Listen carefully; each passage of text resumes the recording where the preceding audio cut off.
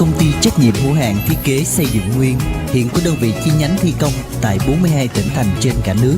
Chúng tôi nhận thi công xây nhà trọn gói từ nhà cấp 4, nhà cấp 4 mái Thái, nhà phố, biệt thự mái Thái, nhà xưởng, nhà trọ với giá cạnh tranh trên thị trường hiện nay nhưng vẫn đảm bảo về uy tín và chất lượng. Khi hợp tác cùng công ty xây dựng Nguyên, quý khách sẽ được đáp ứng mọi yêu cầu và nguyện vọng. Hãy liên hệ ngay số điện thoại 0909 898 572 để được tư vấn giải đáp thắc mắc miễn phí.